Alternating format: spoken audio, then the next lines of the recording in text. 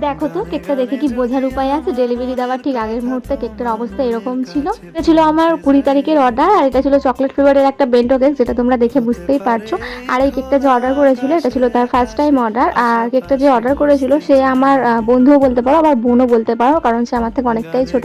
যাই হোক, কেকটা 19 তারিখেও আমাকে অর্ডার করে আর বলেছিল 20 তারিখে সকালবেলা 9টার মধ্যে ডেলিভারি দিতে হবে।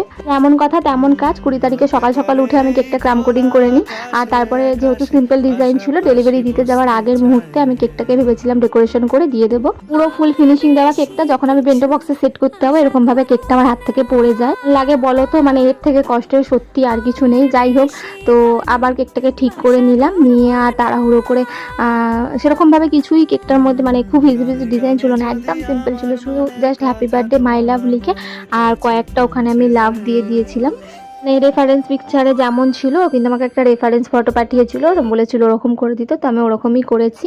সিম্পলের মধ্যে কিন্তু কেকটা দেখতে ভীষণই সুন্দর লাগছিল। এরকম সিম্পল কেকগুলো খুবই সুন্দর লাগে, বিশেষ করে চকলেট কেকের উপর এরকম রেড কালার লাভগুলো বেশ মানে ফুটেছিল, বেশ ভালো লাগছিল। যাই হোক, এটা ছিল কেকের ফাইনাল লুকটা।